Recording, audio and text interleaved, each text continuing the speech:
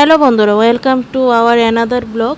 এখানে আমি ব্লগটা স্টার্ট করছি। দেখো এখানে মা দীপাংশুকে মুসাম্বির জুস খাওয়াচ্ছে কুলে নিয়ে। ও প্রথমে খেতে চায়নি, কিন্তু একটু খেলে তারপর খেয়ে নেয়, ওর কাছে ভালো লাগে। আর এখানে আমি লাঞ্চ মেনু নিয়ে নিয়েছি। এখানে আছে গোবিন্দভোগ চালের ভাত, ঘি, আলু সিদ্ধ আর কুমড়ো সিদ্ধ। পূর্ণিমাতে মা নিরামিষ খায়, তো আমি বললাম আজকে আমিও নিরামিষ খাবো, সিদ্ধ ভাত খাবো, তো এই জন্য আমিও নিয়ে নিলাম। আর এখানে মা দীপাংশুকেও লাঞ্চ করিয়ে দিচ্ছে। ওকে লাঞ্চ করানো হয়ে গেলে ওকে আমি ঘুম পাড়িয়ে দেব। ওকে প্রতিবেলা খাওয়া নিয়ে অনেকটা টাইম নিয়ে নেয়। গুড ইভিনিং বন্ধুরা। তো এখন সন্ধ্যা হয়ে গেছে, তো মা এসেছে পুজো দিতে। মা প্রতি পূর্ণিমাতেই সত্যনারায়ণ পুজো দেয়, তো এখানে মা পুজো দিচ্ছে। তোমরা দেখতে থাকো ভিডিওটা। সত্যনারায়ণ পুজোর প্রসাদ খেতে খুব ভালো লাগে। সিন্নি প্রসাদটা তো খুবই ভালো লাগে আমার কাছে। তোমাদের কাছে কেমন লাগে জানাবে। এখানে মা পাঁচালি পড়ছে।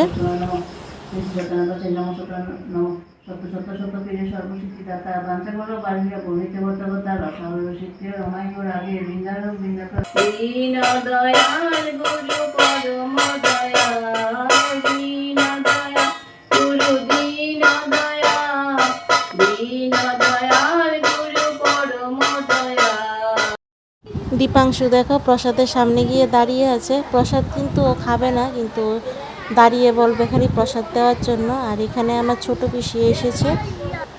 এই যে সত্যনারায়ণের প্রসাদ, অমৃত প্রসাদ।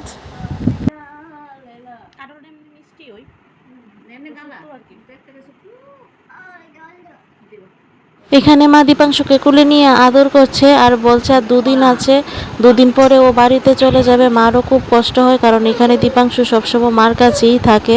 এখানে আমি আবার নিবু পানি নিয়ে বসে গেছি খাওয়ার জন্য। পিষে এনেছিল। তো ভিডিওটা কেমন লাগলো জানাবে। তো ভিডিওটা আমি এখানেই শেষ করছি। দেখা হচ্ছে নেক্সট ভিডিওতে। আর আমার ভিডিওগুলো ভালো লাগলে আমার চ্যানেলটাকে সাবস্ক্রাইব করে দেবে এবং পাশে থাকা বেল আইকনটাকে ক্লিক করে দেবে সবার আগে ভিডিও নোটিফিকেশন পাওয়ার জন্য। So tata.